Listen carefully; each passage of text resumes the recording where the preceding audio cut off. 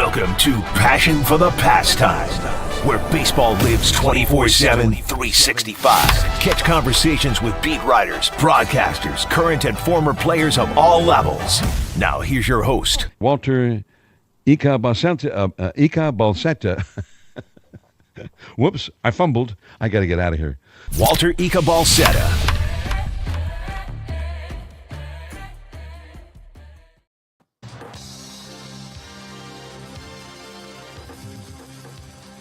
Oh yeah. What's up, everybody, and welcome to Passion for the Pastime. You guys are probably wondering, I hope you guys can hear this song, by the way. I think you guys can hear it. If you can't hear it, I'm pumping some Party Like It's 1999, because that's exactly how I feel. Not 1999, 2009, with this move that just went down with the Giants. Welcome in to Passion for the Pastime. I was going to do a little bit of a breaking news podcast prior to the original scheduled podcast. I was going to do that, but I figured no, I'll just let it marinate a little bit. I'll gather my thoughts on how I feel about Justin Verlander coming to the San Francisco Giants on that 1-year deal, pending physical. You always got to note the pending physical, especially with these older cats. 42 years old, Justin Verlander coming over to the San Francisco Giants on a $15 million 1-year deal. And that happened literally as I was in a panic, you guys. I was in a panic because I was driving home. My phone died. And I'm of a younger generation, to where when your phone dies, you feel like you're cut off from civilization. So I was trying to rush home. I was on BART. I had the phone, and then it died like shortly after I got into my car. So I started just bolting over, and I'm listening to Dirty Work. And as I pull into my parking space. I was going to say driveway. I don't have a driveway, but I have a parking space, assigned parking space. I have 2 assigned parking spaces. But as soon as I pulled in, man, I hear Copes just drop they were wrapping up with Cam Emden, and he was like, yeah, dude, we got to go because we got Justin Verlander that just signed with the San Francisco Giants. And I thought he was riffing for a second, but no, it was legitimate. The Giants signed Justin Verlander. I still don't really know how to feel about it, guys. I mean, it's a good signing. I mean, you got a 1-year deal for a veteran. I mean, he's going to the Hall of Fame, and when you look at all the accolades for Justin Verlander, I mean, he's going to the Hall of Fame, man. So again, that's kind of why I get this thought process of Justin Verlander and Randy Johnson, right, in 2009, where the Giants were still kind of the team that was developing their pitchers, right? And you can kind of look at the roster right now, where you got the solid in Logan Webb, and you can kind of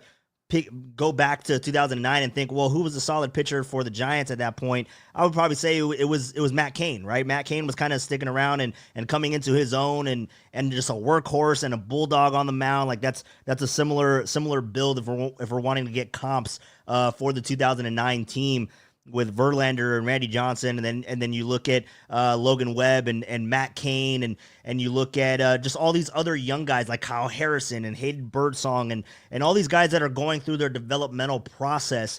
It's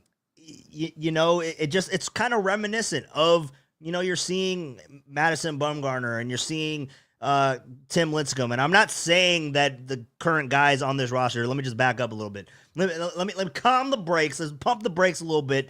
I'm not saying that what we have currently for the Giants rotation is anything near that, but I'm just trying to draw the parallels as to how I'm feeling about Justin Verlander coming over, because again, he's going to get you innings, right? How many innings is going to be, we're going to have to find out. We're going to have to see what he can do. I mean, he didn't pitch too much last year, so it's going to be really interesting to kind of see how much Justin Verlander has left in the tank. But I think that it's a good deal in the sense of Well, the Giants are still trying to figure out what kind of pitchers that they have in their rotation, and also like if you're still dealing with the innings limits, right? That you faced in the past with Jordan Hicks, and I mean whether he's going to be in the rotation or not, that remains to be seen. I would like Birdsong to be in that position rather than Jordan Hicks. So it's going to be really interesting to see just how the domino kind of comes into effect after this signing. Because does this signing mean that the Giants are pivoting away from Roki Sasaki? Have they been told that they're not in the final stages of this process? I mean, that's also things that you can kind of think about. I don't know if it goes that deep. But what Justin Verlander does do, and I don't know if Roki Sasaki, I would assume that he knows who Justin Verlander is. He's a Hall of Famer, right? I mean, he's been pitching for many years. I don't even know how many years Justin Verlander's been pitching, but he has the resume. I mean, he has that triple crown, the triple crown that he won that got him his MVP in 2011. And multiple Cy Youngs. I think he has 3 Cy Young awards for Justin Verlander, but Verlander's been around for a long time, man. I feel like Verlander's going on like damn near 20 years. Like he's been in baseball for my entirety of just baseball consciousness. I want to say that he's pitched for that long. Maybe I'm a little bit wrong on that, but it's going to be really interesting just to have that veteran come in here and kind of show these young guys how to get it done. And maybe they can pick up something. Maybe they can learn, and he's going to be that veteran presence like Randy Johnson was for all the young pitchers for the Giants back in 2009. And I don't know, does that entice Roki Sasaki to come over? Just to learn from him. I don't know if that has any effect, any bearing, or if this is kind of a tell on the Giants' part to where they're out on Roki Sasaki. So we'll have to discuss all of that and get our thoughts on Justin Verlander. I don't think that they're done. They can't be done just with this move. And I was talking about a couple of days ago that the Giants, what if they go and get these veteran guys? Because I threw it to the chat. I wanted to get everyone else's thoughts on that. And I think the consensus was you don't necessarily want to have the older guys here.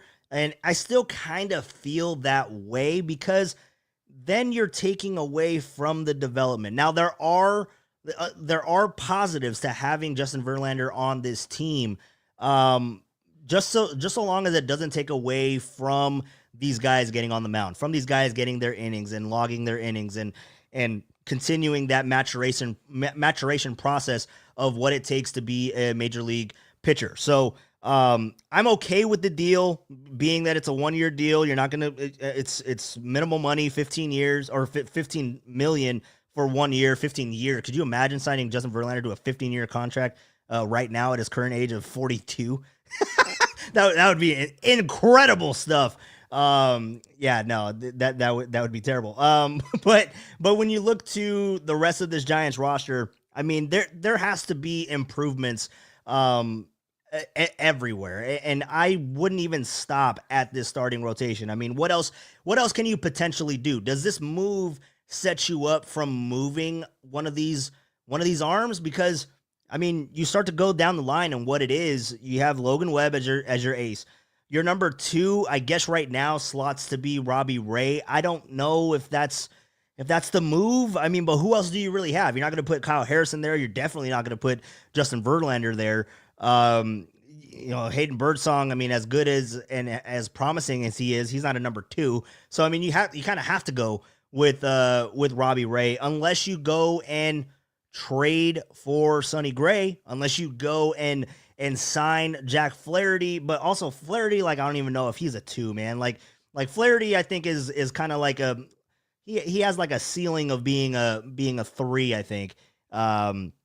At this stage in his career. Maybe I'm wrong on that, but yeah, it'll be really interesting just to see how this move, if at all, causes a ripple effect for the Giants and their and their pitchers, because now you do have like 6 guys, right? We were going through it. It was Logan Webb. It was Robbie Ray, who slots in to be your number 2. Number 3 would most likely be maybe Hayden Birdsong, or actually probably Jordan Hicks at that point. Then you go number 4, go back to Hayden, not to Hayden Birdsong, but you go back to Kyle Harrison. And then 5 would be Justin Verlander, right? So you kind of have that righty-lefty situation going on for your rotation, which is nice. It's good to have. But then why do I keep mixing these guys up? Where does Hayden Birdsong go? Where does Hayden Birdsong go with this move, right? Where do all these guys slot in? Because yes, Jordan Hicks, and I would prefer to have him in the bullpen, but Jordan Hicks is there. He was electric. He was effective in his first 9 starts. He was literally untouchable. So you would like to have him kind of be stretched out a little bit more, but maybe you can limit his innings if you were to go. Like, are the Giants going to go to a 6-man rotation? That's also a thing. Is that enticing for Roki Sasaki? So it's like it's kind of a whole big ball, a big domino effect as to what this can potentially mean for the San Francisco Giants. I buried the lead because I'm just so hyped to talk about Justin Verlander and all that. But coming on in about 4 minutes, give or take, because I don't know what the over under is. What did the chat set it to? What's the over under for John showing up on time? You guys have an over under yet? If not, go ahead and drop it in the YouTube chat and we'll keep track. He is scheduled for 6:15. He is scheduled for 6:15. But knowing John and knowing technical difficulties, it might be like closer to 6:20. So what's the over under? I want to get everybody's thoughts on that. I might set the over under. Will I be generous and do like 3.5 minutes? I don't know. John did do an emergency show, and I think he did end at 6 o'clock. So he's ready to go. So it's going to be, I don't know. What do you guys set the, okay. Perik Dappa says that John doesn't show up. I can see that too. So you're going with the over. You're going with the over. Victor Stevenson, what's up, Victor? We were talking in the KMBR chat earlier. But yeah, no, they what is it? Victor, what was I saying? Oh yeah, Victor.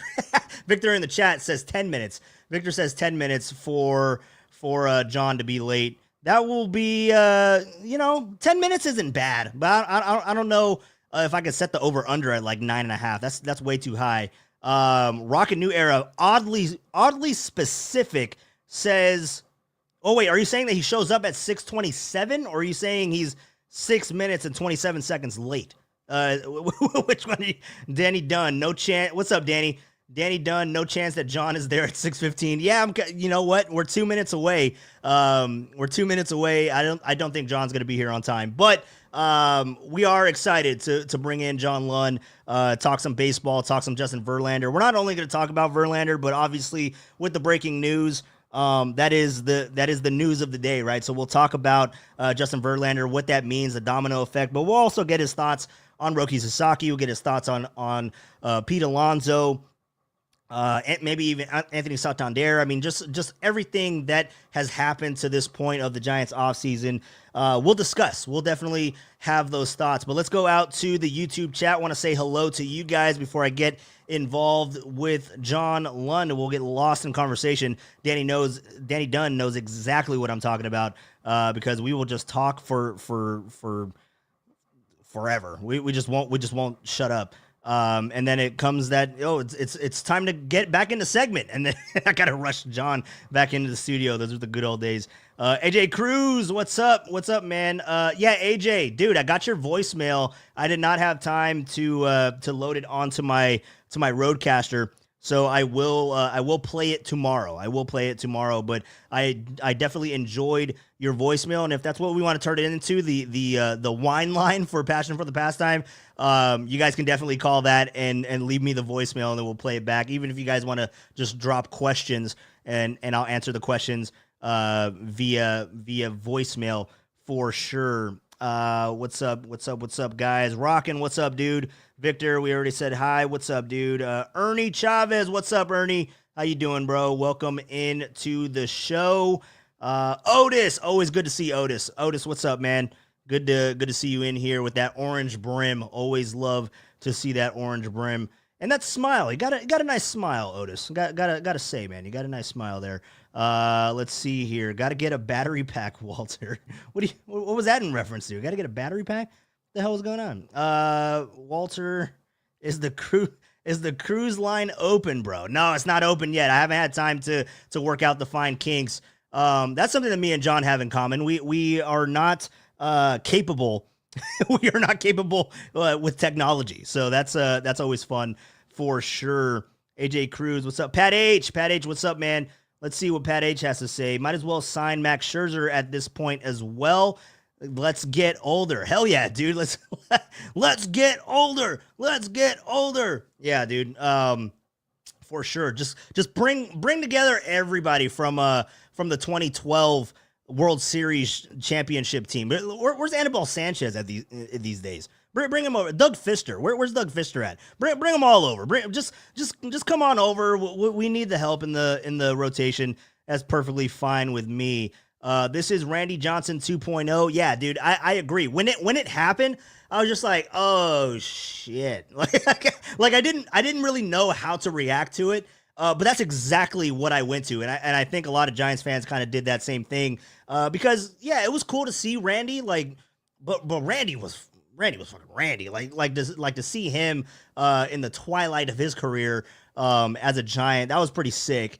I mean, I don't know. I don't really know if I have that like affection for Justin Verlander the same that I did with Randy Johnson, because it was Randy freaking Johnson, and maybe that's on my bad for minimizing Justin Verlander's career, because he's definitely pitcher of a generation. I mean, when you look at through my timeline, and yeah, I do think that Justin Verlander, he like started pitching in like 2006 or something. It was really early, really early with Justin Verlander. And when you think about it, just the best pitchers of that era, it was Clayton Kershaw and it's Justin Verlander, man. Like who else is there really? Pedro was at the back end of his oh, hold on. I'm answering a text message from John at 6:15 looking for the link. Yeah, I sent it this morning, John. Yeah, sent this morning. Let's see here. He got it. All right, he found it. All right, John's going to be downloading here in a little bit. But yeah, man, like that's what I started thinking about when that came through. It was with Justin Verlander and Randy Johnson, just to have those comps for sure. So I don't know if John was late on my bad, because he did text me at 6:12. He did text me at 6:12. So it might be on me. It might be on me. But he is loading in there. I see the video for John. But do we have audio? Let's go ahead and bring in my guy, formerly of KMBR, but now you can hear him on YouTube, John Lund Unleashed. My guy, John Lund. What's up, dude? Are you good to go? Yeah. I'm not used to people being as efficient as you are, because I had to go back and do an email search.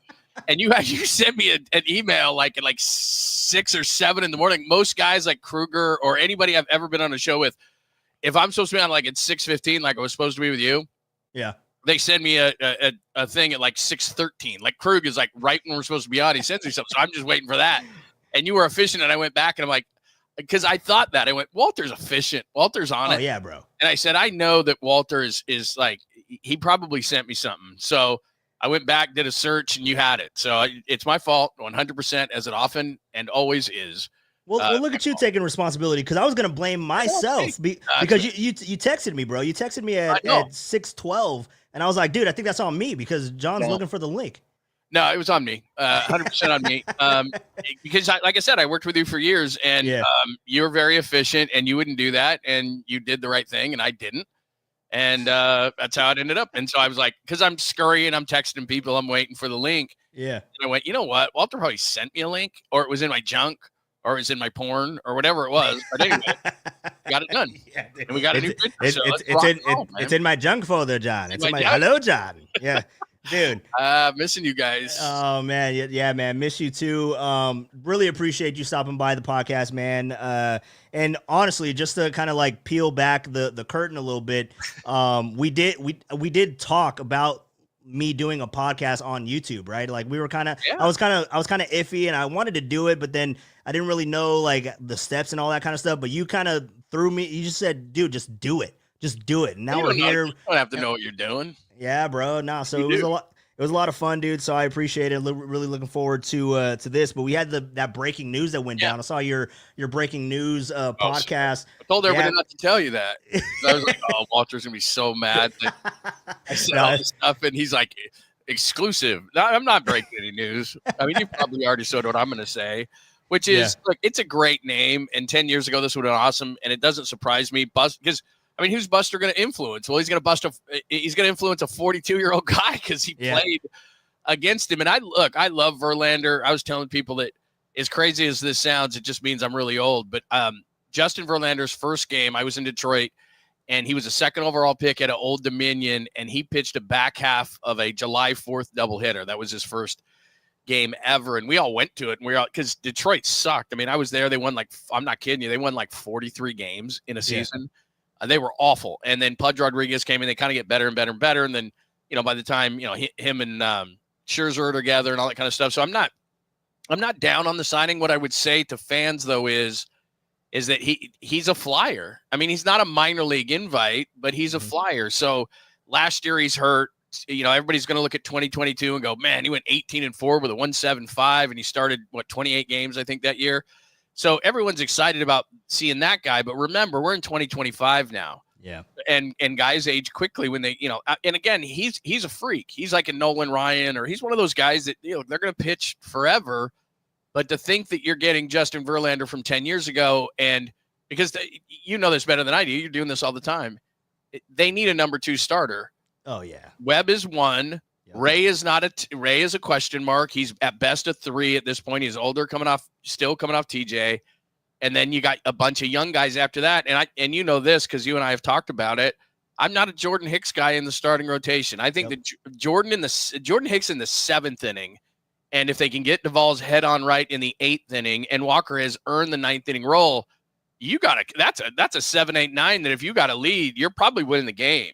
I want him throwing 102 out of the pen, not 92, 94, So I like Jordan Hicks. It's not a terrible signing, the 4 and 44, but I think he's a 7th or a setup guy really effectively. And so Verlander to me is a flyer. You still got to get like a Luis Castillo. I don't know if they'll get that aggressive, or at worst, like a Jack Flaherty. Yeah. And so if I'm looking at Webb, Flaherty, Ray, then Verlander, I'm okay, because if he gets hurt or needs, extra time off, if you have Verlander, you're probably going to have a 6-man rotation. Right. And then you have young guys in Birdsong, who I like, and Harrison, who I like. But now you got 6 guys.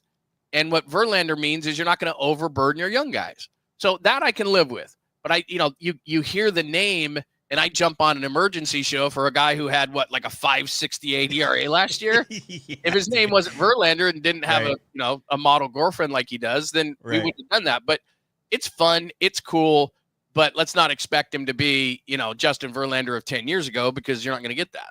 Right.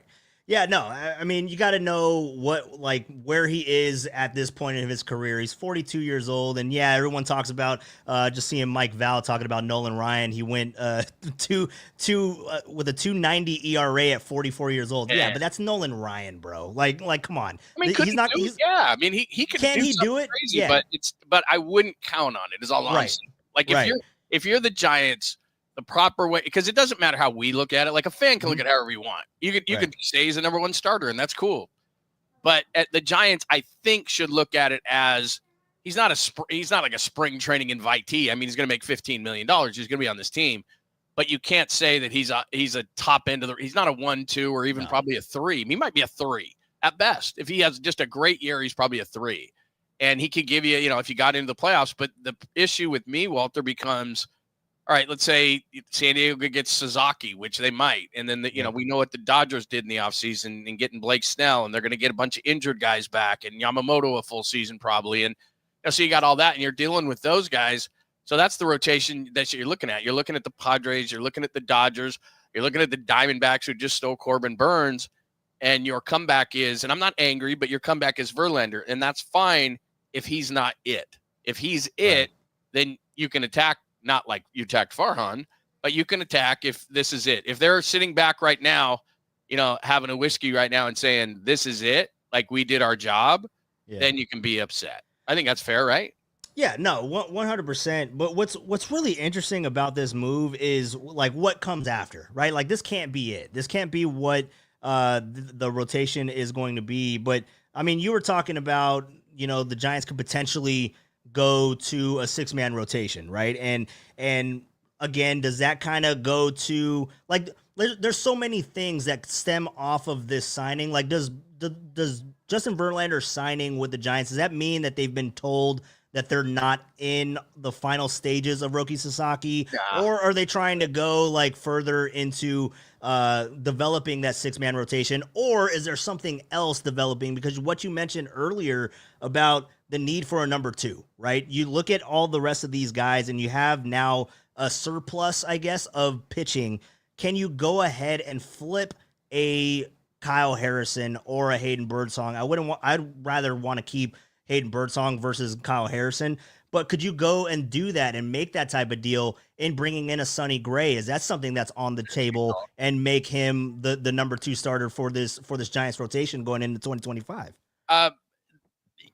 The $15 million isn't a ton of money, but we know how the Giants kind of operate. It's a fair amount. So you just mentioned Sonny Gray, and I think his contract, because I looked this up a little while ago, and then all this drinking makes me have memory problems.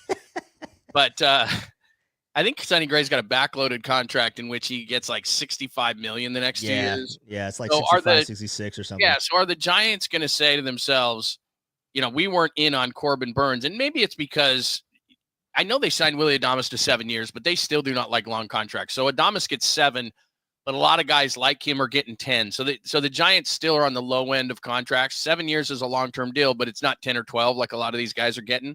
And then as far as pitching goes, they don't really want to go over 5 years. I mean, they've gotten burned, and not too recently, but I mean, Matt Cain, they got burned. Barry Zito, they got burned. They don't want to go long-term. They don't want to longer than 5 years on pitching contracts. I mean, they gave Jordan Hicks 4, and I was kind of surprised by that. So they didn't want Corbin Burns, not because Corbin Burns wouldn't be great. It's just that I don't think they would go to the numbers, either years or money. So if you give Verlander 15, I'm doing a little math here, which I'm not good at, but if you're giving Verlander 15, then are you going to turn around and pay 30 to Sonny Gray and put $45 million into those 2 guys? It doesn't sound very Giant-like. Now, maybe let's be optimistic for a second, because we all know that Sasaki is not about money. Sasaki's just going to take your pool money, your international pool money, right? And he's going to take that, and that's not a lot of money. So you could sign Verlander as an insurance policy for either your young guys or Sasaki's 23. Yeah. And while we watched him at the World Baseball Classic and everybody kind of crowned him and all those kind of things, but people have said that he still needs work. So I'm not saying he's not going to be good when he comes over, but some people think he is a little bit of a project. So if you want to be an optimist, Sasaki's not costing you a lot of money. Verlander could be a kind of an insurance policy for a young player like that. And Sasaki comes in and maybe is your 2 in your rotation, and Ray's your 3, and, Verlander's your 4. And then, guys duke it out for 5 and 6 and whatever.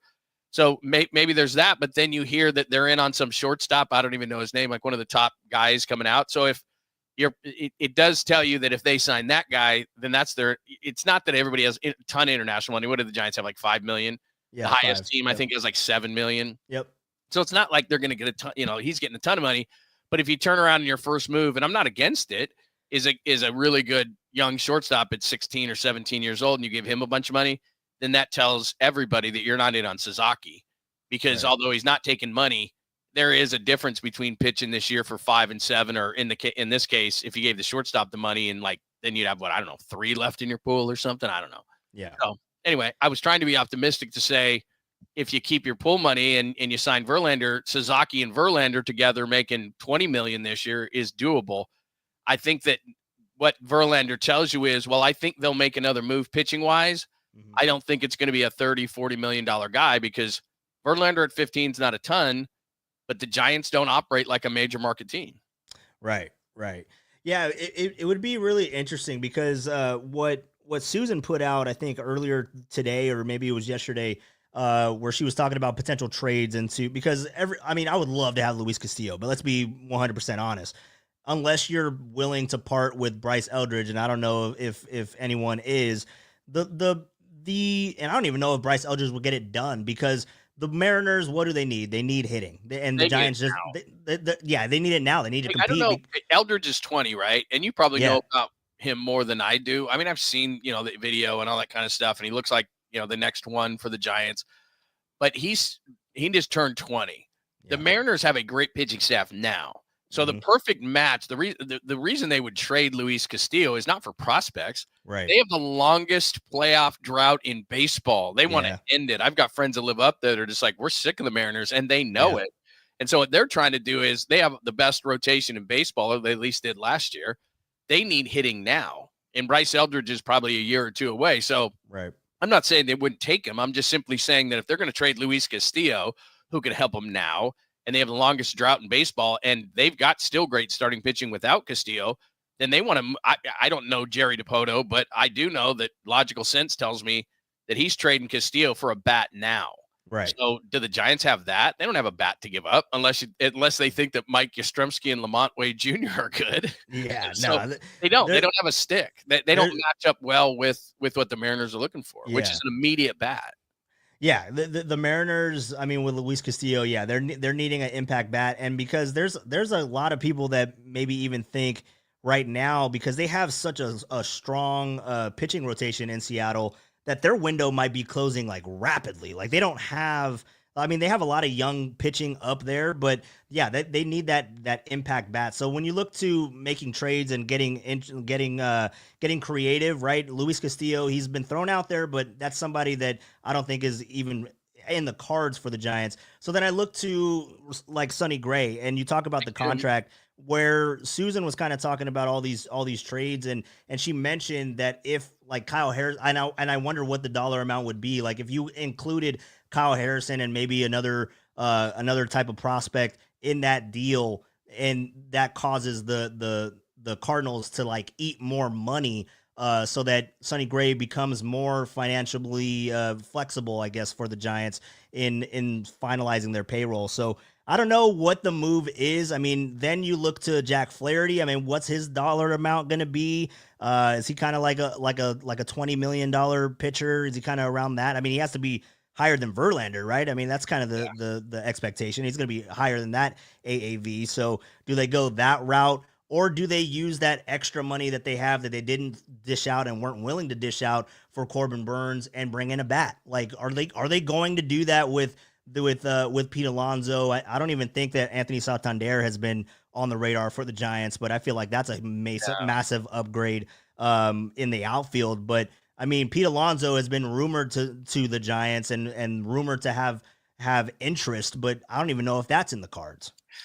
No, I mean, offensively, I'm kind of disappointed. I mean, I liked, obviously everybody liked Willy Adames and getting that deal done. And I think what I've heard is, Buster did a great job. He targeted him from the get-go. He did something that Farhan did not do, which, Farhan's chasing, the 20-year-old and the 20-year-old blonde. It's like, you're not getting that. So you stay in your lane kind of a thing. And the Giants focused on Willy Adames and they got him. And so I give them a ton of credit. But I can guarantee you that when they were pursuing Willy Adames, they said, you're not going to be the only bat we get in this offseason. And it's pretty obvious, and I'm sure you've talked about this. I mean, around the diamond, if Tyler Fitzgerald is your second baseman, then the only positions you have open on this team, you have DH, but what we found out last year with Jorge Soler is you want to rotate that guy. You want to have the ability to have a guy like a half a rest day. So you don't really want to have a determined DH. But so you got that open, but it's going to get filled. But it's first base and right field. So I don't hate Mike Yastrzemski. And Mike Yastrzemski could be really, really good on a team that had a really good offense. But they could upgrade there. Even though he's a good defender, they could upgrade. He could be a fourth outfielder. And then the other place you could upgrade is first base. And that's really it. If you say that Fitzgerald's going to be your second baseman, Adames is at short, Chapman's at third, Bailey's going to catch. Probably Ramos, if he's first half, Ramos is going to be in left. And Jung-Hoo Lee is going to come back and play center. So you're set except for right and first base, and you need to upgrade in both those places. I don't need to see Lamont Wade Jr. walk again and people get excited about it.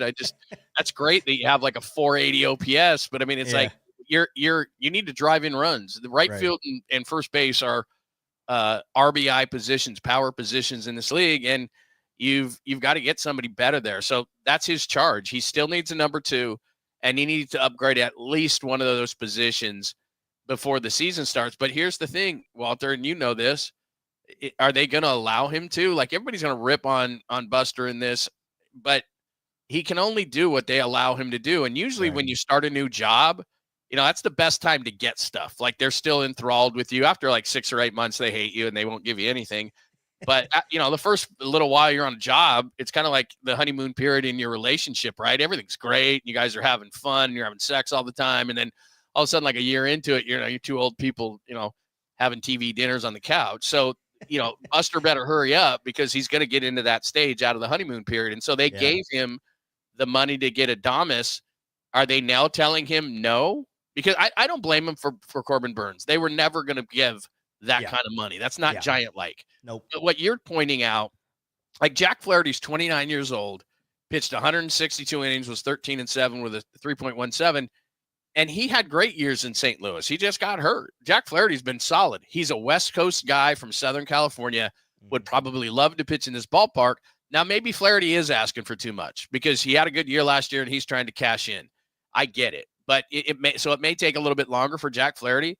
But Flaherty in this rotation, while not Corbin Burns, I'm not trying to confuse him with that, but he's a solid guy. So again, I think he could be the number 2, and then maybe Verlander gives you. Now you've got enough guys at least where you got a fighting chance. But in this division, I think it's got to be okay. Let's just say it's Flaherty. You still need another stick because Adames is really good. I'm not saying he's not, but I think the confusion from last year, Ramos is still a question mark, and Jung-Hoo Lee wasn't great. Like, everybody's acting like Jung-Hoo Lee was like this guy who was going to the All-Star game, and it was like he struggled. Now, he had games where I thought, man, this guy's getting it. And then I saw a streak where he'd go like 1 for 16 and he looked clueless. So maybe his second year, but it hurt for the injury for him, but it hurt more so because he didn't get the experience. So now if he had the experience of having gone through an entire season, then it would be like, okay, Jung-Hoo Lee's going to have a great second year. But now he played less than half a year. So now it's going to be like essentially his rookie year. Yeah. So he's still got to learn. So I can't count on Jung-Hoo Lee yet. So I don't know if Ramos is first half or second half. I don't know what Jung-Hoo Lee is. I like Tyler Fitzgerald athleticism, and I know that Bailey's not going to hit. Yeah. So now I've got a third baseman, shortstop, and I'm not sure where the rest of my, that's about it. I don't know where if you want to throw Ramos in there as someone that you can count on, but even that is a question mark too. Right. The first half, he was great. The second half, as we talk about in sports all the time, they adjust to you, you adjust to them. It's a constant game. And so that's what he's got to do. I mean, he had Brandon Belt syndrome there. They were busting him high and tight, and that's not easy. And then they were throwing a lot of stuff away. But he did make it a great adjustment to that. He stopped swinging at that garbage, and then he got some better hitches. So look, I think that Ramos is a good player. I'm gonna put him in the bank and say he was more first half than second half. I like him. Yeah. But still, there's a lot to be done. So a number 2 and a first baseman, or a number 2 starter and a right fielder, somebody like that. And I don't know. Are you holding your breath for that, or do you think they're going to do something? What do you think? I mean, I hope. I mean, we're on the same wavelength. When you're looking at, they need to still improve the starting pitching. They need that number 2. They need that pairing with Logan Webb, right? Because God forbid anything were to happen to Logan Webb, then this whole rotation is just to shit. I mean, it's not going to be anything of a competitive nature, in my opinion, to anything that the West has to offer. So, but I do think that they need to really focus on improving their offense. It started out fantastic, right? I mean, with Willy Adames coming in before the winter meetings, we were like, oh, damn.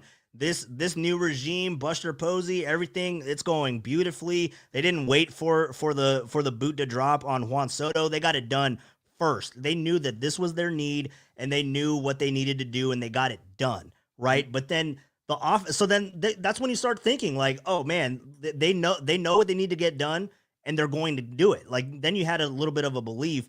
Then they didn't hit on Corbin Burns, which again, in hindsight, it's probably a good thing. And then maybe you're thinking, at least I am, is that they weren't willing to dish it out for the pitcher. Maybe they're willing to do that for the bat. Maybe they're willing to do that for someone else.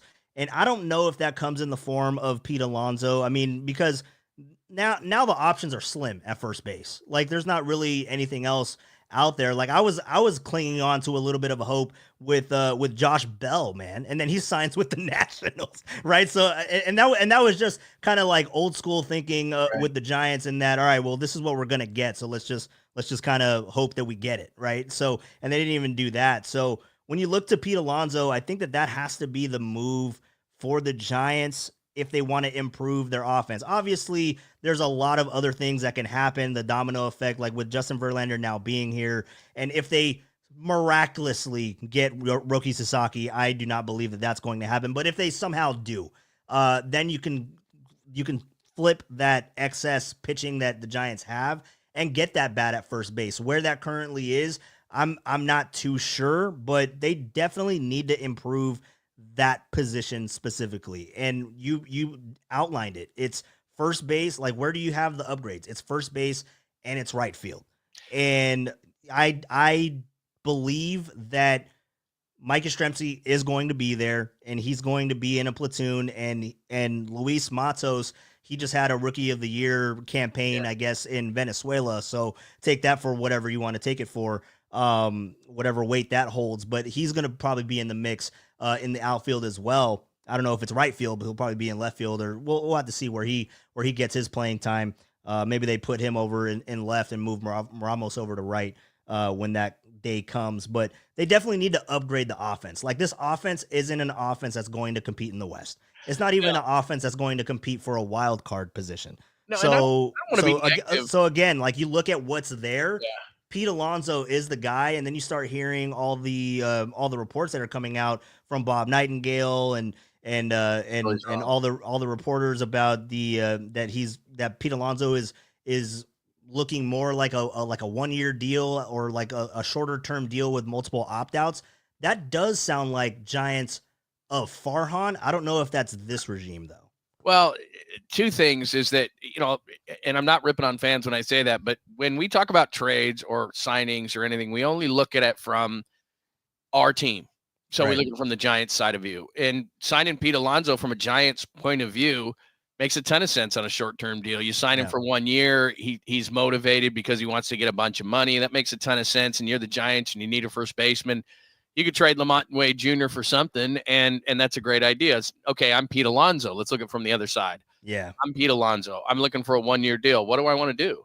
I want to mash 50 home runs. I want to win the All-Star. I want to win the home run derby. I want to put up monster numbers, and I want to win so that then I can go out on free agency next year and make a gazillion dollars. Well, is this the ballpark to do that in? That's a problem. I would, if I think I could be 100% wrong, and I often am, but I think that the Giants have a better chance from Pete Alonso's standpoint to sign him long-term, because then Alonso has the money and he doesn't care. So just like Willy Adames, people say, and I said it, well, you can't get a guy to sign here. You can't get a stick, not a pitcher. You can't get a stick to sign here, a really good stick. Well, Willy Adames did, because the Giants gave him 7 and 182. So he doesn't, if he hits 15 home runs this year, he doesn't care. He's getting that money. Yeah.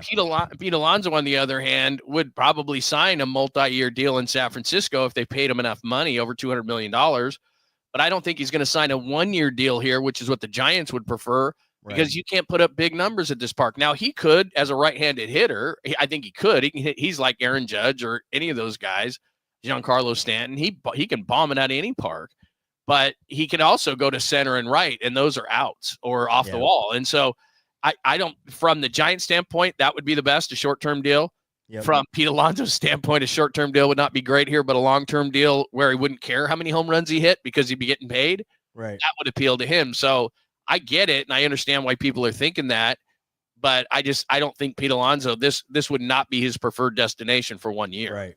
Would you think that there would be, because it's been put out there with Bob Nightingale in his piece that he was talking about the multiple opt-outs, right? So do you think that there's some way that, and how the Giants got it done last year was, I mean, look at the Blake Snell type contract. Look at the Matt Chapman type contract where there was multiple opt-outs included in those deals. So you go to Pete Alonso and you're like, all right, you can come play here. We're going to make you the highest paid first baseman AAV. We'll get that done because he's a Scott Boras client. That's always what they want. They want to make record books, right? So all you'd have to give them to supersede that number, I think it's 28 and a half or somewhere around that AAV to be the highest paid first baseman in baseball. So then you start to do that and you multiply that by 4 or 5 years, and you're kind of like around like 140 for like a 5-year deal for Pete Alonso.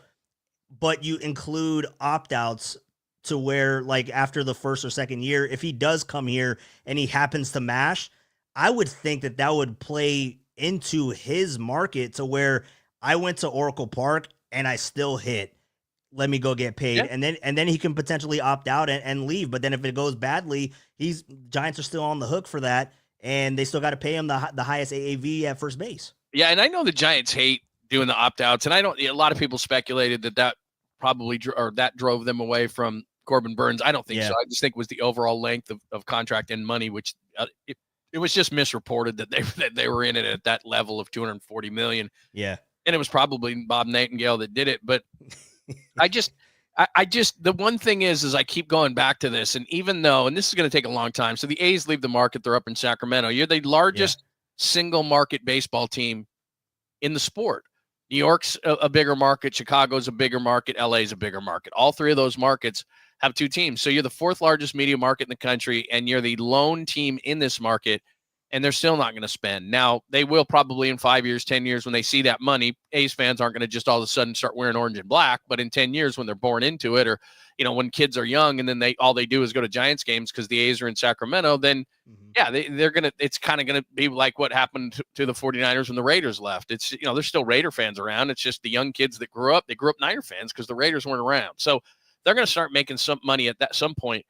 But the one thing, and it is frustrating, it's the most frustrating thing for Giants fans. And I know they have money and they've paid off the park, and I don't know, they don't want to go over that number, which is not even nearly as prohibitive as, say, the NBA or the NFL. It's kind of like a slap on the wrist, to be honest. It's not huge against your team, and they could go over it. They've got enough money to do it, but they just don't act like it. And they're kind of like the Red Sox. The Red Sox have the money. Now, they're not the Yankees and they're not the Dodgers, but they're on that next level.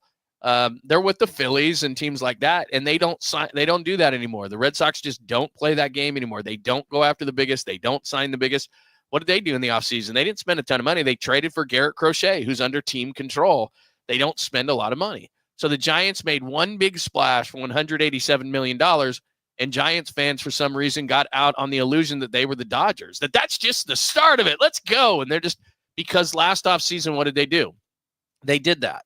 Well, they did that because Farhan was desperate to do it, convinced somehow, probably took him out for drinks or something, the powers to be around the big mahogany table, that he could spend all this money. Stole the checkbook, man. Yeah, stole it and then wrote it in. Yeah. And so then the next year, what are the people going to do once they sober up? Hell, we signed Chapman and Snell and all these, and we signed Jorge Soler. How the hell drunk were we, man, when we did that? So he gets rid of Soler and saves him the last couple of years. Snell, they don't re-sign. So they come back to earth kind of financially, and then they sign Adames, and then we all said, okay, here we go again. And they're not going to do it. They weren't going to do it for Burns. They're not going to do it for Pete Alonso unless, like you said, it's a 1-year deal, but I don't know if Pete Alonso would sign it, but they would do a short-term deal with a high AAV, probably like they did with Snell, as long as that person is going to leave after a year or something. Right. But in terms of another long-term deal, if we're holding our breath for that, you're going to pass out and die. They're just not going to do it, and they don't do it. And they did it last year. I'll give them credit, but they undid a lot of what they did. They did do a smart thing in re-signing Chapman, but they didn't even talk to Blake Snell. They were like, hey, dude, what do you think? They just, hey, go play, some video games on Twitch. Catch you later. And, go up to Seattle, do what you do. So he was gone, and they trade Soler, and they weren't going to do that again for 2 years in a row. And I think Buster gave us hints to that because, like you said, Matos had a really, he's teasing us forever. So I'm not going to believe it on Matos till I actually see it for a long period of time, not a weekend in which he gets 12 RBIs. So I think they're this year, unfortunately, they get Adames. They might get a Flaherty. I saw somebody on the chat line say, no, not Flaherty. So yeah, I get it if people don't like him, but if you're holding your breath for Alonso, there's nobody else free agent wise I've looked other than Flaherty that would excite you in any, even a mild sense. From a hitter's standpoint, it's got to be trades unless it's Pete Alonso. So, and here's the thing too. I was talking about this with somebody the other day, and this is a really great point. So in general business, when you do, and this works in baseball too, we can use this example. You see teams in professional sports make trades with the same teams over and over and over again because they have a relationship. So Buster Posey's a great guy, but he was a baseball player. So these guys don't have that kind of relationship with him yet, and it takes time. So when he calls them on the phone, they don't talk about the wife and kids and how things going and how the trip was and how was your vacation to Cancun. And so these guys have a relationship, and then they get into talking about players. They don't know Buster Posey in that way. And then he hired a rookie general manager. Yep. So if he made a mistake, and I don't know, maybe Manassian is going to be the greatest general manager of all time. We didn't even know Pete Patella or whatever his name was. Yeah, we did one interview with him one time, and it was horrid, and we never talked to him again. But, so it would have been probably smarter to get a veteran guy in there who had relationships around the league so that general manager could say, hey, man, this is Buster Posey. And again, he needs no introduction. I'm not saying that. But there's a difference between knowing somebody and really knowing somebody so you'll do business with them. Mm-hmm. And so what I've heard is they've kind of I wouldn't say they got their doors slammed in their face because that's not accurate. Everybody's going to listen, but they don't have a comfort level yet with what, who Buster is and what he's got to offer. And it doesn't help. And I don't know this for a fact. A lot of other people probably know the Giant system a hell of a lot more than I do. But, when it comes out that they have the 30th, farm system or something, well, what do they have to offer other than Bryce Eldridge? Because they've seen Ramos, they've seen Matos, they've seen, sometimes the unknown is much better than the known. And so, Black came up last year, wasn't good. Harrison didn't have an especially great year. A lot of people thought he was going to be this star, and he might still be.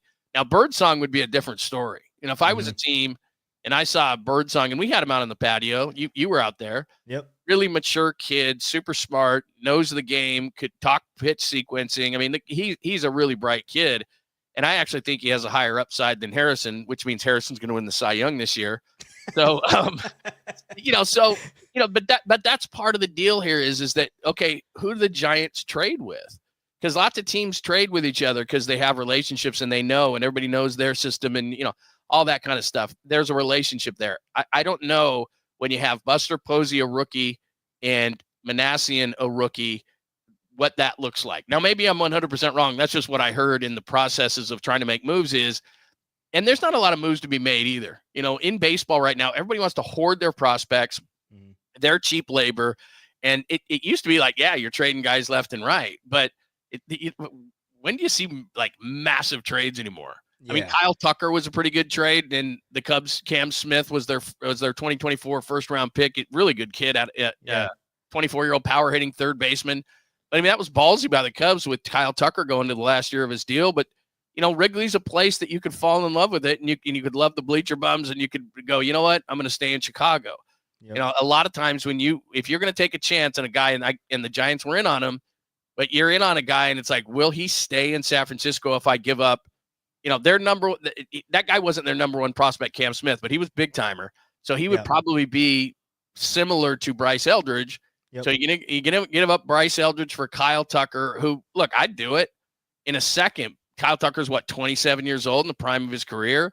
But is Kyle Tucker, a left-handed hitter, going to come to San Francisco and go, man, I love hitting into Triples Alley. This is the best. And you just lost Bryce Eldridge. You can't do that. Yeah, no, you definitely. I think the prospect that they gave up for Kyle Tucker, I think he was like their number 4, number 3 prospect in the system. So he was pretty high up there.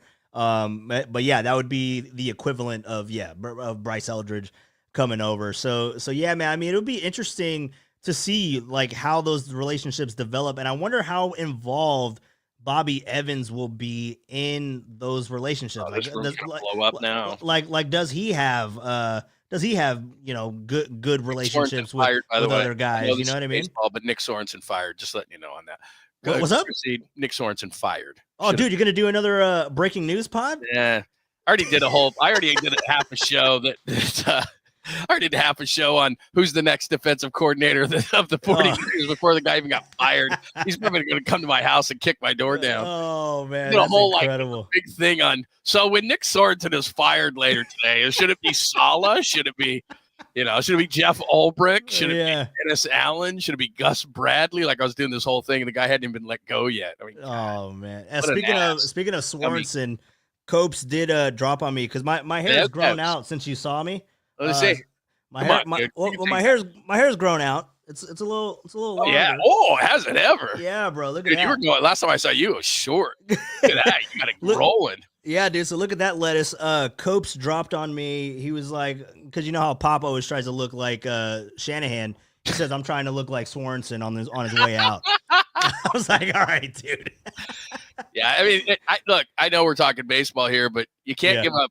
The number was after the bye, 5 games over 30, and then you finished with a 40 and a 47. And oh, by the way, you didn't have a turnover in the last 6 games. Yeah. But I don't know what the suspense was for people. Like, is he coming back? It's like, somebody suggested to me the other day that he might come back as the special teams coach. I'm like, you know what? Clean house, man. Like, get rid of all that. Get rid of all that for sure. Let's get back to the Giants. I just saw that and sorry. Well, no, dude. I want to actually get your thoughts on that a little bit. I mean, we can always talk baseball. We'll get back to it, but since we're talking about Nick Sorensen, I mean, who is your kind of pick for the Niners defensive coordinator? Like, where are they going to go? They have to go outside the building, right? I mean, I think that's where they screwed up multiple times, where they tried to keep it in house, but they have to bring in somebody, right? Saleh makes the most sense, but I don't know what he wants to do. Nobody's talked to him, and he's with Matt LaFleur in Green Bay, and they're best of friends. I mean, Kyle and he are close, but Matt LaFleur and he were best men at each other's wedding. Everybody knows that. So maybe he wants to do that. I mean, he's making a ton of money, and here's the problem. If I'm Saleh, it's one thing if I'm just consulting with the Packers and just hanging out and I'm not sleeping on a cot all the time. But if you're the defensive coordinator for Kyle Shanahan, you have to work as hard as he does, and Robert Saleh does. So Robert Saleh is going to have to jump right into this whole thing, be the defensive coordinator, save the defense, work all those crazy hours, and he's doing it for offset money. So in other words, if he goes and he lays on a beach for the next year, he makes $20,000 a day. It's incredible. $20,000 a day to not coach the New York Jets. If he comes in to be the defensive coordinator of the 49ers, whatever, he's not going to offset that. So he's going to basically be the defensive coordinator of the 49ers for free. Yeah. So maybe he's just such a junkie to be back in the business that's what he's doing. But what he's doing in Green Bay is just kind of hanging out. I see this, I see that, I'm going home kind of a thing, which is a laid back thing. But here's the kicker to it. If Saleh wants to be a head coach, which he could be because the Jets are such a dumpster fire, everybody realizes that it's not his fault, and they realized it when he left. He's got to get back in the hiring cycle. And to do that, he's got to be a defensive coordinator for a couple of years. So do you want to be a head coach sooner or later? Because he's got to go back, lead a really good defense, and then in 2 years, he could be a hot commodity again. Now, that would be, do you trust the 49ers defense? Do you trust Bosa and Warner and the young secondary? And I don't know if Greenlaw is going to come back. I've been saying that for weeks. So do you trust it? Because what he's going to do is he's going to have his pick of jobs. So everybody's connecting to the 49ers because of Kyle, and he was great before, and I get it. But A, he may not want to work full-time getting that money from the Jets. And B, he may sit back and say, what's the best defense I can run? Because that gets me in a position to be a head coach in 2 years. If he believes it's the 49ers, then he would come back. But they were the 26th ranked defense in the league. Now, some of that's injuries, but the defense wasn't as injured as the offense. So when everybody was saying, oh, it's all injuries. Okay, Drake Greenlaw played a half this year. Get it. But the rest of the guys, Hargrave was out. I'll give you that. But they need interior defensive linemen, another pass rusher. Obviously, Ward's gone. I don't know if you saw that stuff yesterday where he can't come back to California. His wife can't come back to California. They're traumatized, so he's not coming back. And Renardo Green's fine, but he's got to look at it and say, can I make this a great defense again? And if I can and stay here for 2 years, then I can be a head coach again. So that's his thought. And it's complicated. It's because to your question, I would have said Robert Saleh in a second if Robert Saleh was just sitting on the beach, but he's getting paid. He would be free as the defensive coordinator, and he would have to believe from his standpoint that he can lead this defense like he did before. And I don't know and then it comes down to, I will say this though, there are a lot of good candidates out there. And that's why one of the reasons probably Nick's gone is, they were terrible. But Kyle probably didn't want to fire him after 1 year because he just fired Steve Wilkes after 1 year. Probably didn't want to do that. Yeah. But then you start seeing, Gus Bradley's available and Salah's available and Ulbricht's available. And I hate Dennis Allen. I shouldn't say hate. That's a bad word. But I covered the Raiders when Dennis Allen was the head coach. And he's just, he's like, just like, I don't know. I got a pillow sitting there on the couch. That's what he is. I mean, just like, you guys interviewed him at Radio Row right before he got fired, right? Or I did an interview with him in London the day. Yeah, London. That's what it was. Yeah, that's what it was. The Dolphins, and it was Ryan Tannehill, and they crushed him. And he was on the plane. I remember walking on the Raiders plane, and he was in the front row. And of course, I'm way in the back of the media. Yeah. And he's in the first row or second row, and I look and I see his wife, and she's crying, and I'm like, yeah, that was a shitty game, but I mean, you don't have to cry about it. Have a cocktail. Like, we got a 13-hour flight back to Oakland, man. We're in London. It's going to be a long flight. And then it permeates about a couple hours into the flight. It comes, permeates back that he got fired. Yeah. And so. Well, thankfully he was on the flight. They could have left him in London. A lot of teams wouldn't have let Al Davis let him on the flight. So, he flies back and he gets fired, but how head coaches are. So I'm not a Dennis Allen guy. Some guys are great coordinators, not good head coaches. Maybe that's it. But he was such a flatliner. I want my defensive coordinator to freak out and yell and scream, and that's not Dennis Allen. Yeah. And there was a couple more. Matt Eberflus is a defensive guy from the Bears. But people look at that and say, oh, you're terrible because you weren't a good head coach. That's not necessarily the case. Right.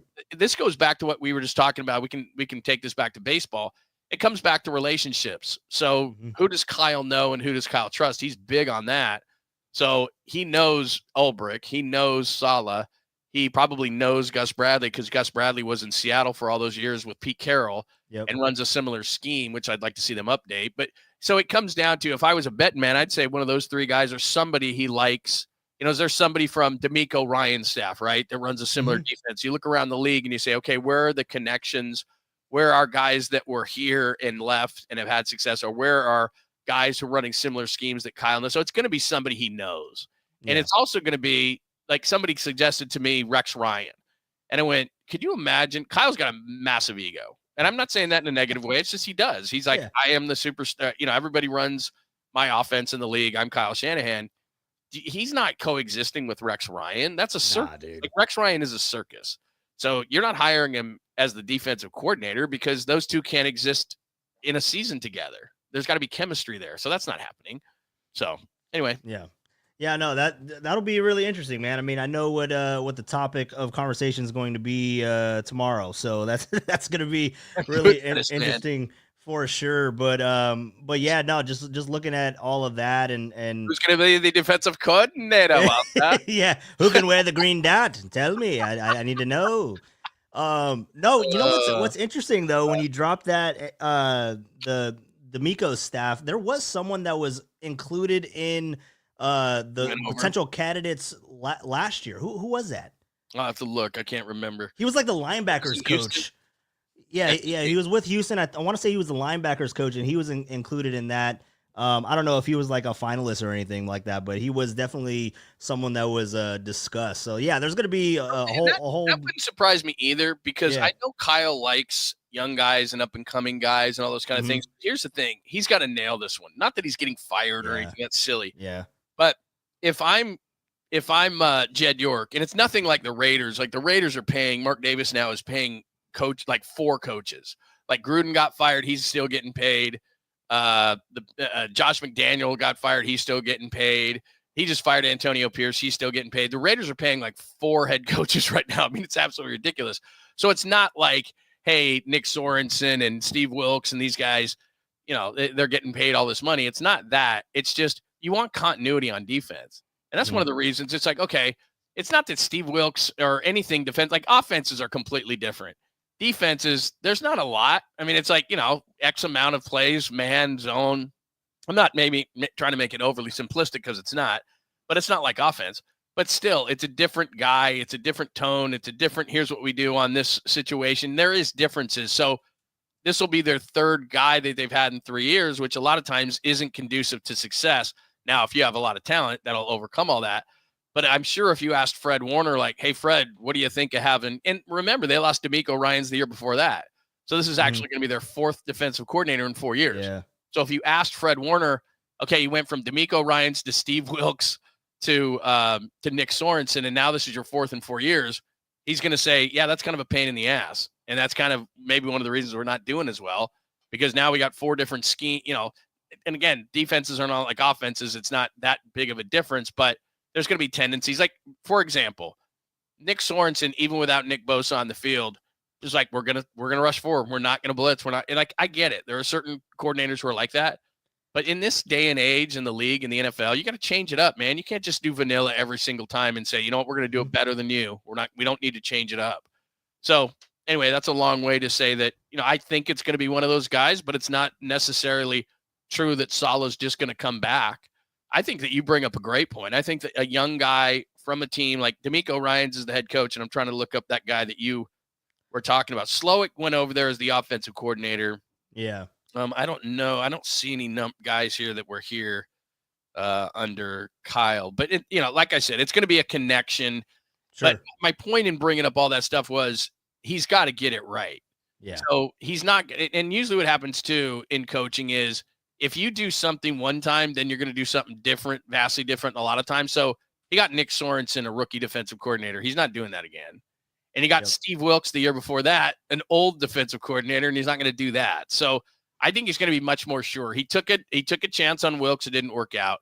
He took a chance on Sorensen. It didn't work out. I think what he's going to do is he's going to look long and hard and say, okay, we can't have this anymore. Let's sit down and get a proven commodity here. Amaruno, the guy that runs the Bengals defense, they suck this year, but he's had a lot of good success in the NFL for years. So it wouldn't surprise me if he was in on it. I think he's going to get a name guy that has had a lot of success in this league, but they've got to be aligned on the same page because he and Steve Wilkes weren't. Yeah, 100%. Going back to look who's in the chat, John. Who? Danny Dunn. Oh, Danny Dunn. Look at that guy. The green, the green dot, John. Is the defensive coordinator called? Is the defensive coordinator going to have a green dot? That's beautiful. Oh, dude, it's so funny. We used to do that every morning, man. That was the best. That was the best time. Yeah, the green dot was a good joke. The green dot was definitely a good joke. A lot of good ones. Yeah, a lot of good ones for sure. What do you think's going to happen with these Giants, man? I mean, are you expecting some sort of a late season thing or late off season thing like last year? They might have learned their lesson on that, but if it's a Pete Alonso on a year deal, I mean, he can come in and hit, kind of like Chapman did. And I was down there for Chapman's first at bats down there last year in spring training, and I mean, he didn't look good, but you knew he was going to catch up at some point. Pitchers are just different. Like you're not signing late pitchers anymore, but I could see the Giants saying, okay, we'll open up the purse strings for a short deal for a guy who can really add some punch in a Pete Alonso. But like I said, I don't know that Pete Alonso would want to do that on a 1-year deal when he's trying to build his value. Yeah, I mean, when I look at that again, if he really can't get that dollar amount, because I think the dollar amount that he was looking at, it was also reported he was trying to get the Prince Fielder money, right? 9 years, 218. I'm like, bro. What do you do? That's what Boris is comparing it to. That's what he wants to get. I'm like, no, he's not going to. And first of all, Prince Fielder was younger at that point than Pete Alonso is currently. There was a major injury. I can't remember who it was, but the Tigers in spring training had a first baseman go down, and that's the only reason that Fielder got that money. And then he had to didn't he retire early or something? He had some. He did. I think he had back issues or something like that. So look, I'm not against him or anything like that. He was a pretty solid player, but the only reason he got that deal is that there was an injury. I can't remember the player, but there was a major injury, and then the Tigers brought him in. I don't even know if it was a first baseman. It was just they needed more punch from their offense because they had an injury late in spring training, and so he got lucky. And I understand. I think it was whoever their second baseman was. Second base is ringing in my head for some reason. I can't remember who it was either. But anyway, it's just that's what he does. He's going to sit there and drive up the price. He's going to call other teams and say, 5 teams are calling about him. When the reality is with Pete Alonso, he's kind of like what Blake Snell was a year ago. Nobody's calling for him. Yeah. Because who needs a first baseman right now? Yeah. I mean, it's not a position right now that there's a lot of need for. So all of a sudden he's sitting out there. Now the Mets obviously do. Yeah. But clearly the Mets said, look, we just spent on Juan Soto, man. We just spent a boatload on Juan Soto. Pete Alonso wants $200 million too. I mean, I know that their owner, Steve Cohen, doesn't really care, but I think there is some sort of a limit where you say, okay, you're going to get on me the year that I signed Juan Soto that I didn't keep Pete Alonso. Sorry. I'm just not going to do it. So that's what he wants, right? The Prince Fielder type deal, 218, 9 years. That's not going to happen. I mean, at this point in the offseason, he's definitely not going to get that. But then what he turned down 2 years ago in 2023 season, he was offered I think it was 7 years, 153 or 156 or something like that. So I don't even know if he's going to get that. Like, he might be looking at, maybe I can get that number. But if it was a 1-year deal, and I know that we're talking it up with the Giants, and it would make the most sense for the Giants to do that. And I mean, call it a 4-year, 5-year deal, but have opt-outs after it, and he can opt out and go elsewhere. But if it was going to be minimal time frame, again, you go somewhere that you're going to match 30, 40 home runs. And again, why wouldn't it just go to the Mets? Why wouldn't he just go back if it's going to be a short term deal? Now your offense with Juan Soto is going to be better. You're going to have better chance to drive in runs because he's probably hitting in the 2 hole. You're probably hitting in the 3, 4, or 5. You're hitting behind him. Yeah. He walks a lot. He's going to get on base. I mean, it's a great situation, but clearly they haven't come close to the number that Scott Boras wants them to come to. And now he looks like one of those guys like Chris Bryant when he left the Giants and you knew they weren't going to make him a deal. I think he signed similar to Adames' deal with something like 6 or 7 for a ridiculous amount of money, and he hasn't been able to stay healthy. But with the Rockies, right. But I'm sure that Chris Bryant was thinking, hell, I'll go to Denver, I'll mash, this will be great. Yep. Well, now he's become irrelevant. They stink. He's 33. You know, he really hasn't been heard from ever since he signed that contract. It's great and all that these guys, that Boras steers these guys to the most money, but you do have to be careful because you can turn into Chris Bryant where it's like, look, you got all the money in the world. There's no question. If that's what you wanted, that's what you got. But you've fallen off the baseball map. You're never going to win. You're never going to be relevant. He was not going to be a Hall of Fame player early in his career. It looked like with the Cubs. He won an MVP. They won a World Series. He won Rookie of the Year. But then it just kind of fell off. He wasn't terrible as a Giant, but you haven't heard from him with the Rockies. And so if Pete Alonso's not careful with Scott Boras as his agent, agents are all about themselves. Look at the contract I got you. Look how, they go to the players union. Look how I forwarded, this position and got all this money. And so Scott Boras, at the end of the day, I don't think really has a lot of care for where his players go. He has a lot of care for how much money they make. Right. And which makes him look good. So he can get and breaking records. Monies. Right. So that's where he is. So Pete Alonso at the end of the day might do something like Blake Snell did to just say, look, okay, I'll build my value. And I don't have it in front of me. I'll look at the depth chart as far as baseball goes, but there's not a lot of teams that need first baseman. No. And then also what you have to do is you mentioned this about Alonso earlier. You're going to pay him a high AAV, not over a long period of time, but then there's a handful of teams that can do that, who just say, okay, you want to build your value in 1 year. So he's going to try to combo everything up. I'm going to high AAV, a ballpark I can hit in, a team that wins, hopefully, so that then I can put all these things together, mash 40, get deep into the playoffs, and all of a sudden I was a reason why they did that, and now I get my 7-year contract. That's what he's going to be thinking in his head. So who would come up with that high AAV and have a park that he wants to hit in? Maybe he can't do both, and that's where the Giants, I think, would enter, where he would say, well, God, the Giants are offering me 30 and nobody else is offering me more than 20. I'm just hypothetically speaking. Right. And so, you know what? I know that maybe you don't hit the ball out of the ballpark that much there, but I'm going to go there. You got 81 away games. He's a right-handed hitter. He can, he's not a straight pull hitter. I mean, he can hit the ball all over the field, but still, if I'm a left-handed hitter, I'm never coming here. I'm just not. No. But a right-handed hitter, you're not Barry Bonds. So as a right-handed hitter, you would come here. It doesn't mean your number is going to be great, but I don't think they're going to fall off the table either. If the Giants decided, okay, because the Giants have the need, but what other teams have the need for first base and would say, oh, by the way, we'll also give you a high AAV over a short period of time. Like I'm trying to think of those teams. The Yankees aren't going to do that. They picked up Goldschmidt. Boston's got a log jam at first base themselves. They got a couple of guys that can play first. I'm just thinking of the major market. Well, they might even trade Casas because they're trying to do something with Nolan Arenado and moving Devers over to first. Yeah, right. So there's not. I'm just thinking of the major market teams that could do that because there's not. Milwaukee's not doing that. Minnesota's not doing that. So you've got to think of major market teams that could go, big money in 1 year or one in an option year or whatever. The Dodgers don't really need to do it. I guess what are the Diamondbacks going to do? See, the Diamondbacks aren't a major market team, though. They just gave Corbin Burns all that money, and they lost Christian Walker to Houston. So you think to yourself, okay, Arizona could use a first baseman, but they're not going to pay Pete Alonso $35 after they just gave Corbin Burns all that money. I don't know what they're going to do at first, but that's a team that has a need. But are they going to pony up that kind of money even on a short-term deal after they got Corbin Burns? Doubtful. So there's not a lot of teams. The Padres now, they were going to field Peter Seidler's death, and now his daughter's going in there. And so the Padres aren't going to be spending money like that anymore. I think that ship has passed. Colorado's in dead last place. I mean, what's Colorado going to do? Hey, we're going to have Pete Alonso come hit 50 home runs. It doesn't move you anywhere, and they're not a major market team. So I don't need to go through everything. I'm just doing, or every team. I'm just doing that off the top of my head. There's Mariners not need a lot the of bat, places but I don't to think go. they need somebody at first. Who's that? The Mariners need the bat, but they don't need somebody at first, I don't think. But see, there's where I would have an issue if I was a Mariners fan. You have the longest playoff drought in baseball. I know. Go get You the bat. need offense. Like offense, you have a great starting rotation. Yeah. Pete Alonso is sitting out there. And again, they're not a major market team, but Seattle's not poor either. No. They have rich ownership. So the Mariners, I would be so pissed if I lived in Seattle. Your offense was putrid last year, way worse than Giants. And you've got a guy like Pete Alonso sitting out there. I think you fit him in.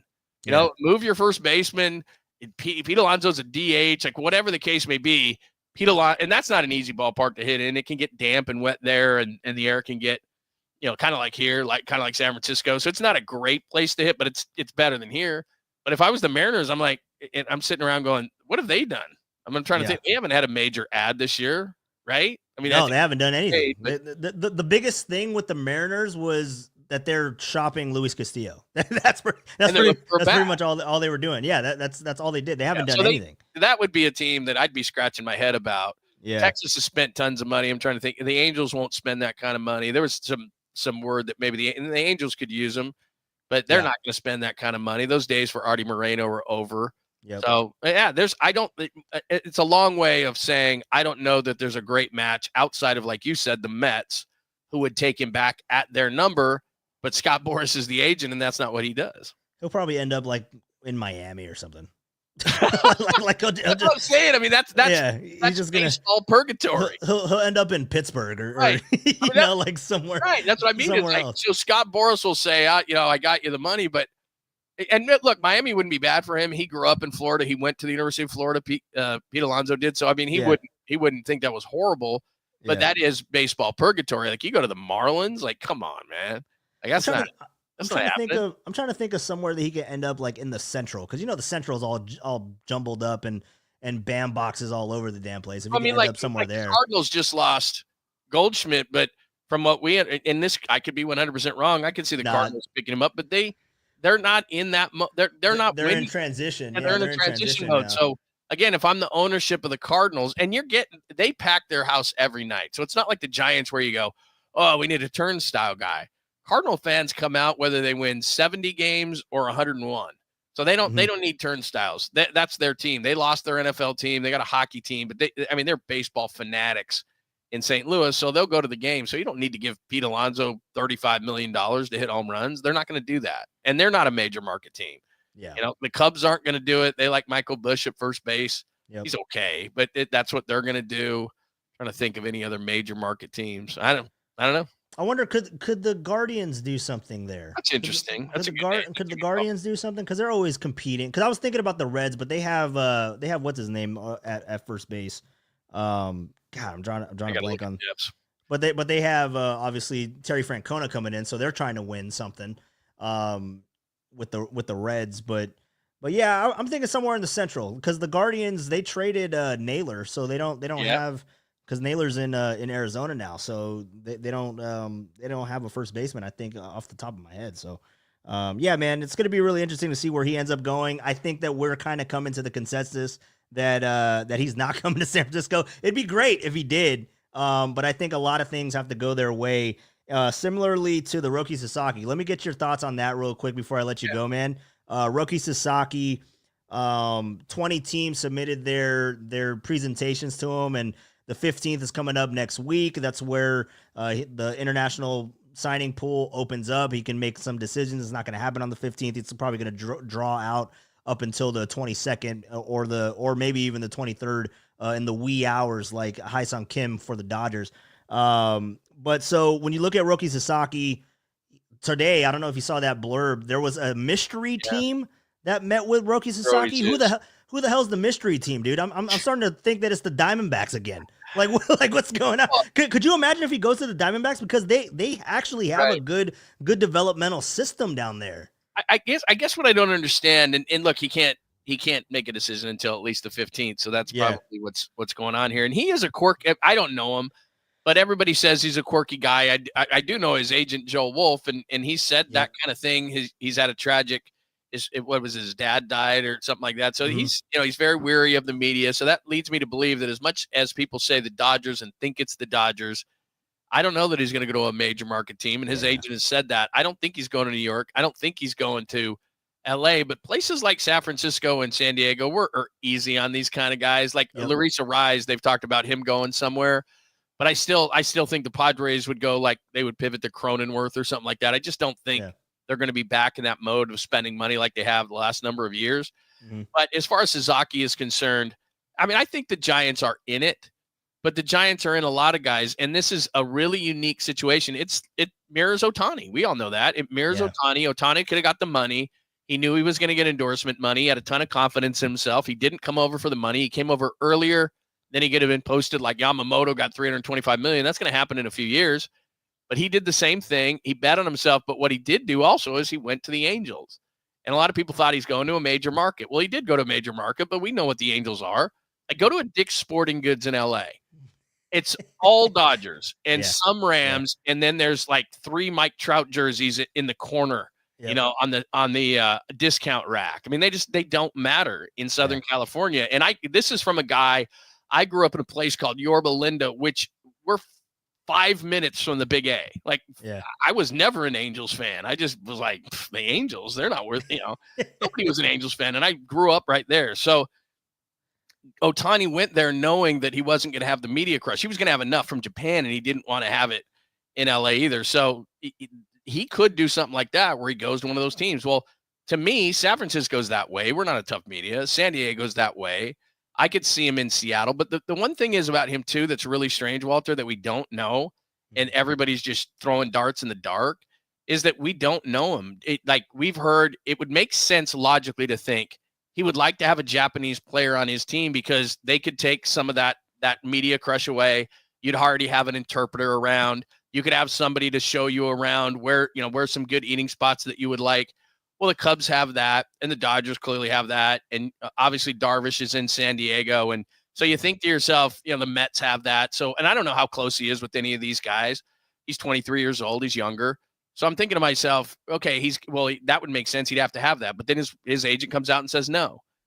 We've heard he doesn't want to be in a major market. We hear, so we don't really know this guy. It would, my instincts tell me he's not going to go to LA or New York. Right. And I could see even like a Texas kind of a situation where Darvish started out like just a weird, because nobody thought Ohtani was going to the Angels, but it was just where he felt comfortable. It's not a money situation. So everybody's in this. He's not going to Sacramento, but I mean, everybody but the A's, because they don't even have anywhere to play. Where are we playing? We're playing in Tampa. We're playing, I've been to that place. It's not the worst place in the world, but you're playing at a spring training ballpark of the Yankees. Like the Rays and A's are not in it on him. Right. But anywhere else, and then that was the other thing is logic would tell you that it's closer to the West Coast, closer to Japan, a much easier flight. And then Joe Wolf came and said, well, no, that's not necessarily true. Right. And normally you would say, okay, they're playing a game for money because it's, they want to get everybody involved so that the bidding goes higher and higher. That's what an agent does. Oh, look at all the teams in on him. But he's going to get paid between $5 and $7 million, depending on who the most anybody has. I think it's 7.1 right now. And then the lowest is what the Giants have, like in the range of 5. So he's not playing a money game. He's not playing that kind of a thing, like leveraging teams against themselves. He's basically going on this trip saying, where would I be comfortable? That's it. And so it's a really fascinating thing because we've heard all these things of how different he is, and everyone's trying to say where he's going to go. Now, maybe these insiders know because everybody's saying Dodgers have a better than 50% chance to do that. They've got Ohtani, they've got Yamamoto, like he could be really comfortable there. But I think it's a total crapshoot where he goes, and I actually don't think it's going to be LA.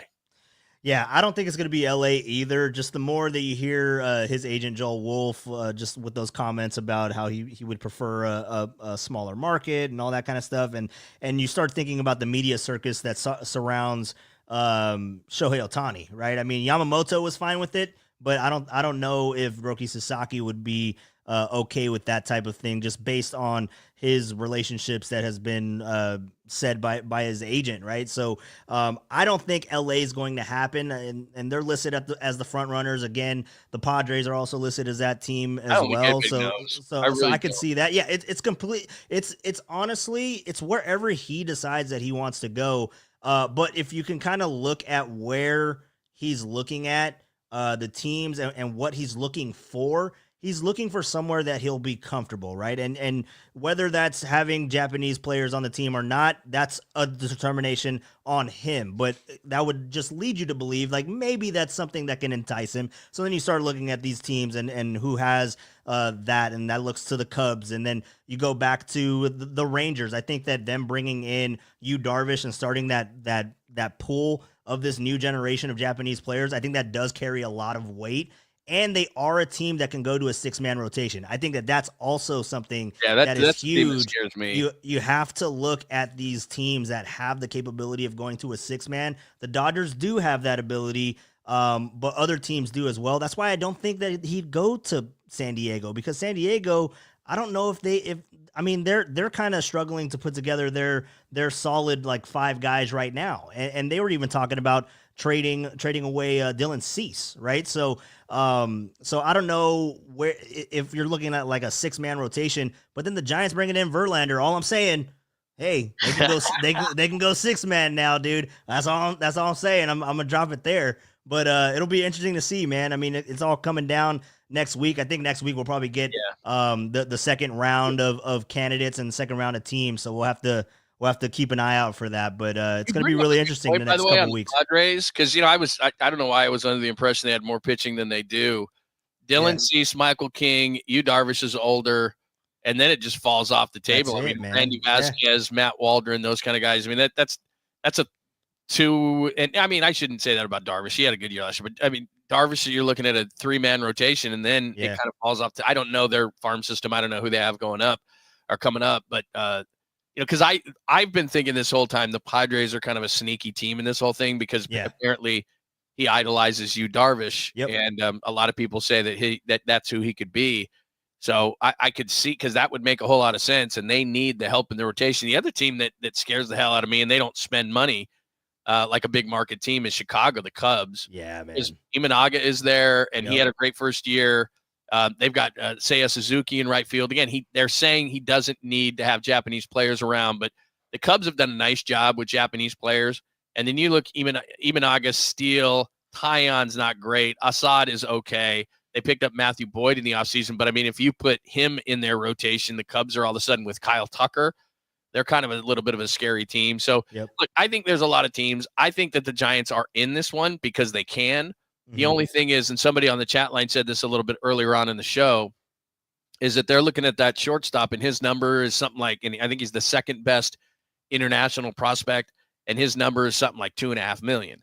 So if the Giants sign him, that's an indication that they think they're out, clearly, because he's not going to sign for $1 million, but he's going to sign for somewhere, in that international pool between 5 and 7 is Sasaki. So if any team makes a big move, obviously to an international player, then they're going to be out of the Sasaki sweepstakes. Yeah, so we'll find that out definitely if they as soon as that international pool opens up on the 15th. But we'll definitely be tracking that and see where he can end up. But dude, I appreciate you stopping by the podcast. I know I kept you way longer than I had originally anticipated. You think my wife wants to talk to me? I'm out in the studio 24/7, 365 now. She's just like, this is the best thing ever. I know, right? She locks you in there. There's like a padlock on the door. There is. Secretly, you're stuck in there. In here, seriously. Yeah, it's unbelievable. She's just like, don't you have a show to do, or don't you like? She doesn't like that I'm hanging around, but then I'm never inside, and she kind of likes it that way. I get every once in a while I get locked out. I'm like, did you forget I was out here? It's like, yeah, I just want you to come in. I don't like you. That's incredible. Yeah, she takes your keys away. She just like locks you in there. Dude, and you're the like, best, yeah, just man. have fun. I love that you're doing this, passion for the pastime, and you're consistently doing it, and people are finally getting to see that and hear that you're so knowledgeable about baseball, and you did a great job on Saturdays, except for Marty hates you. But outside of that, I mean, you deserve more opportunities. You did a great job with the opportunities you're getting at KMBR, and then you started this podcast, and you're incredibly knowledgeable about baseball. So it's cool doing it with you. And I haven't talked to, this was a guy, everybody that, I mean, every single day, you're the first guy I saw when I came into the studio for years. So we haven't talked, we've talked, but we haven't seen each other. So it's cool, man. Yeah, dude. No, it was a lot of fun. And thank you for those kind words. And I mean, when everything went down, I shot you a text, we've talked, and I even made a Twitter post about you kind of like being my mentor, bro. So that's all love here, man. You're going to end up in prison if I'm your mentor. But no, I mean, look, we worked together a lot and had a ton of fun and a lot of laughs when we went on trips, and you guys were out of control in Vegas last year. And it's a great business to be in, but I think, you're doing a great thing in establishing this, because like I said, you're just going to gain more and more momentum. And, this is fun because, I mean, you and I could sit here, 7:30? I was late, of course.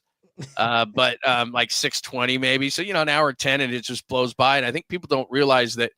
I think it can be like 32 minutes an hour of actual content. I think 28 of spots and promos and all that stuff. It's something like that. I don't know if that's exact, but and I'm not ripping radio when I say that, but it's just, this is such a great forum, because if you're on a roll or something, you just keep talking, if whatever, and an hour 10 of content of what we just did, double that, because on the radio, it's every 10 minutes, and then I can drink some cough syrup. And then, so it's like, you get breaks and all that kind of stuff, which is not a bad thing, man. But you get on a roll, you have some fun, and all of a sudden an hour and a half just blew by. It's just a great forum to be able to, to talk. It's cool. No, it's a lot of fun, and I'm definitely glad, because I did it in an audio forum, but I'm definitely glad to do it on YouTube, because I mean, you can see the chat's been lighting up the entire time that we've been on here with Victor and EB and Juan and Mike Val and all those guys. I know Tacky was in here earlier, and Pat H and Otis. Yeah, great people, man. All those guys, and they make it fun, man. They make it fun. Cool. For sure. But dude, I'll let you go. I'll let you get back to the whiskey. I'll let you get back to 30. Starting to get the shakes. but bro, appreciate you stopping by. We'll definitely do it again, and I'll talk to you soon. We'll have to get together, have some beers for sure. Sounds good, man. Walter, tell everybody hello, and it was great to talk to you, man. You're doing a great job. Appreciate it. All right, brother. Appreciate you, man. All right. Well, that was John Lund, everybody, and that was a fun episode. Definitely, if you caught any of that, or you missed any of that, go and re-listen to it, because it's on YouTube. It lives forever. Hour and a half. I know I talked to John for probably about an hour and 15, but it's a lot of fun. I told you guys, when me and John get going, we just keep going. We don't know when to shut up. We don't know when to stop. And if Danny was watching, or if he was tuning in for a little bit, Danny Dunn, he probably had a little bit of PTSD, because we would do that in between segments, and we would forget about, like, John, you're doing a show, bro. Like, go back in there. you gotta talk to Papa. And then Papa's just sitting there, just like, John wants to talk to everyone but me. But no, man, love John. It's again, you guys, I peeled back the curtain a little bit at the beginning of it, where I talked to John, and I saw him doing his thing on YouTube, and it was great, and he does a great job on that. He does it every day, 8:00. Usually it's Lund o'clock, whatever time he starts, but usually he's at 8:00 Monday through Friday. And then I started seeing him do that, and I got motivated, man. I saw that, and I was just like, dude, I want to do this. I want to do YouTube, because one thing that I've noticed in my fill-ins at KMBR, and one thing that I've noticed on the weekends for the KMBR, for the Giants warm-up that I did last year, one thing I noticed and one thing that I missed was the connection that I had with everybody in the YouTube chat. That was the one thing that I think separated it from me just doing an audio forum, and that's what I did for many years since 2018 with this podcast, Passion for the Pastime. And I said, no, I wanted to bring it to YouTube. I wanted to bring it, but I never really felt like there was a time for me to do it. But then I started talking to John, and he motivated me. He gave me like the pep talk that he'd always give me, and that's why we're here today. And to have him on the show, it was an honor to have him on here. It was a fun time, and we'll definitely do it again. It was a fun time. We were talking for an hour and a half. I usually do that on my own, not an hour and a half. I think the longest that I've gone by myself is like 120. But it was definitely a fun show. I hope you guys all enjoyed that one. And remember to subscribe to Passion for the Pastime. Hit the like button if you enjoyed it. We're going to be having interviews every so often throughout the week. Again, we're on here Monday through Friday at 6 o'clock, 6 p.m. Go ahead and subscribe to the channel if you haven't so far. Hit the like button, set your notifications. And we do this every day, Monday through Friday. And remember, tomorrow morning, check out John Lund on his morning show on John Lund Unleashed on YouTube. That's at 8 o'clock-ish for John Lund. And you'll usually see me in the YouTube chat as well, like many of you guys all the time here. So I just want to say thank you all for stopping by the podcast today. It was really fun. It was fun to have John. We'll definitely do it again. And we'll be back again tomorrow. We'll be back again tomorrow at 6 p.m. Right here. We might have an interview tomorrow. If not tomorrow, it'll be Thursday. I'll find out in the morning. But more Giants talk, more baseball talk. We'll continue to do that here on Passion for the Pastime. Thank you all for stopping by. Juan, Lori, Victor, Mike, Otis, EB, all you guys make this a lot more fun than it should be. Otis, appreciate you stopping by, man. Sports Kingdom, welcome to the pod, and thank you for stopping by as well. And all the usuals. Tacky was in here earlier. We had Rockin' New Era. We had Ernie, all those guys, everybody in here. Tyler Jenkins, welcome back. Perrick Dappa. It was a lot of fun, guys. So we'll be back at it again tomorrow, 6 p.m. Passion for the Pastime. Remember to subscribe, hit your notification, hit the like button, shoot me a comment. Let me know what you think. Feedback is always welcome. But we will talk to you again tomorrow, 6 o'clock, Passion for the Pastime. Look out for those notifications. You guys have a good one. Be safe. And I will talk to you tomorrow.